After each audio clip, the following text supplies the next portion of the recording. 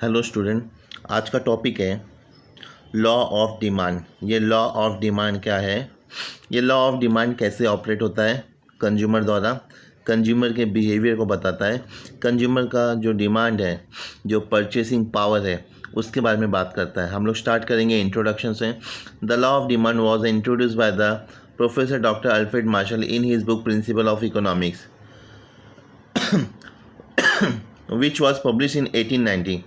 पहला ये law doctor Alfred Marshall ने अपने बुक में प्रिंसिपल ऑफ इकोनॉमिक्स में लाया था, जो पब्लिश हुई थी 1819। The law explain the function relation between the price and quantity demand. याद रखो, ये लॉ में क्या बताता है? Function between the price and quantity demand. आप जितना डिमांड करोगे उसका प्राइस क्या होगा। कम डिमांड करोगे तो ज़्यादा प्राइस, ज़्यादा डिमांड करोगे तो कम price, vice versa. Statement of the law. According to the Professor Alfred Marshall, other thing being equal, higher the price of the commodity, smaller is the quantity demand, and lower the price of commodity, lower is the quantity demand.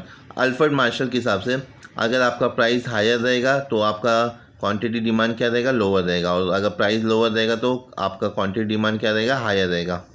In other word, other factor remaining constant, if the price of commodity rise, demand for it fall, and when the price of commodity fall, demand for the commodity rise. Same to same है, price बढ़ा तो demand कम, demand बढ़ा तो price कम। Okay, commodity का।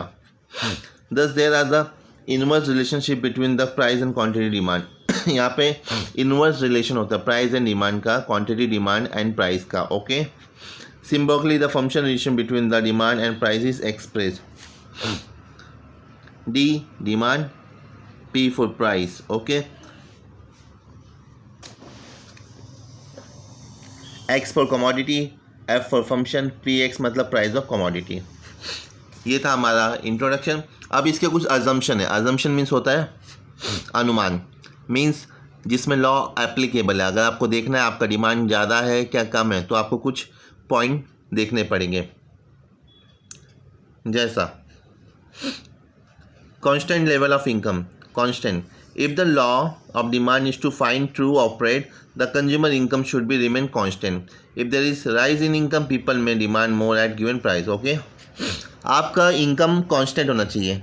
अगर आपको demand देखना है कि डिमांड कम हो रहा है कि ज़्यादा हो रहा है, तो आपका इनकम में कांस्टेंट होना चाहिए, मतलब नो चेंज। आपके इनकम में कोई चेंजेस नहीं होना चाहिए। अगर आपको 10,000 सैलरी है तो आप देख सकते हो कि डिमांड कम है कि ज़्यादा है। अगर आपकी सैलरी बढ़ गई, इनकम बढ़ गया, तो आप ज़्यादा परचेस करोगे, तो यहाँ पे डिमांड ऑपरेट नहीं होगा, क्योंकि सैलरी भी बढ़ गई, इनकम भी बढ़ गया और डिमांड भी बढ़ गया। अगर सैलरी कम रहेगी तो डिमांड देखना है कम होता है कि ज़्यादा होता है, तो कम होगा मीन्स तब जाके ये लॉ एप्लीकेबल है। यहाँ पे इसलिए कहा गया है constant level of income, no change in income.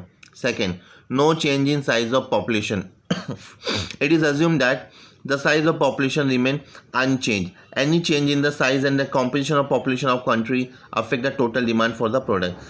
अगर कोई size of population है, कंट्री में कोई population है, population ज़्यादा है तो डिमांड भी ज़्यादा रहेगा। अगर पॉपुलेशन एक मिनिमम पॉपुलेशन है, फॉर एग्जांपल 10 लाख पॉपुलेशन है, तो 10 लाख पॉपुलेशन में देखना है कि डिमांड ज़्यादा हो रहा है कि कम हो रहा है। अगर पॉपुलेशन 10 लाख से 25 लाख हो गया तो ऑलमोस्ट डिमांड भी बढ़ेगा, क्योंकि जो बच्चे आएंगे उनके बेसिक नीड भी बढ़ेंगे, तो डिमांड अगर चेक करना है तो पॉपुलेशन के साइज में कोई चेंजेस नहीं होना चाहिए। Third, price of substitute good remain constant.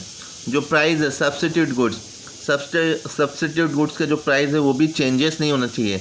जैसा कि मैं ब्रिटानिया लेता हूँ तो पार्ले जी में चेंजेस आ गया तो डिमांड भी चेंज हो जाता है। Okay, it is assume that the price of the substitute remain unchange. Any change in the price of substitute will affect the demand for the commodity. अगर किसी सब्स्टिट्यूट प्रोडक्ट के price में change हो गया तो उसका डिमांड भी change हो जाएगा। Fourth, price of complementary goods remain constant. It assume that the price of the complementary goods, complementary means car and petrol, remain unchange because a change in the price of one goods will affect the demand for other. अगर petrol के भाव बढ़ गया तो car की value कम हो जाएगी, तो दोनों में कोई चेंजेस नहीं रहेगा, तो दोनों की डिमांड्स रहेंगे या कम हो जाएंगे। Okay, no explanation about the future change in price.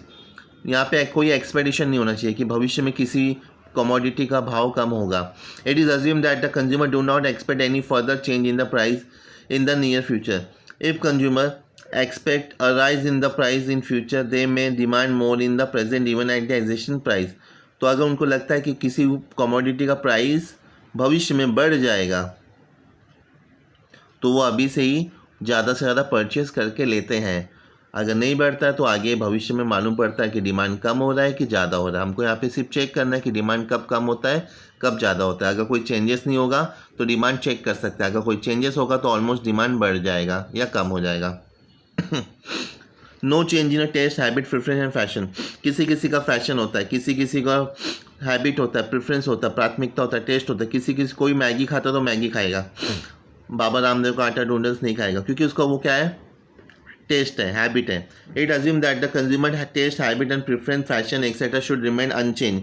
Any change in this factor will lead to a change in the demand. अगर कोई भी चेंजेस होता है फैशन को लेके, कपड़े आप लेते हो या हैबिट है कोई चीज़ की, तो उसमें कोई चेंजेस नहीं होता तो हम डिमांड देख सकते हैं। अगर चेंजेस हो गया तो डिमांड नहीं देख सकते।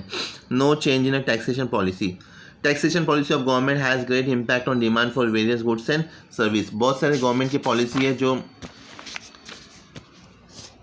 हमारी डिमांड को चेंज कर सकते हैं। There is a assume that there is no change in policy of government declare by the government.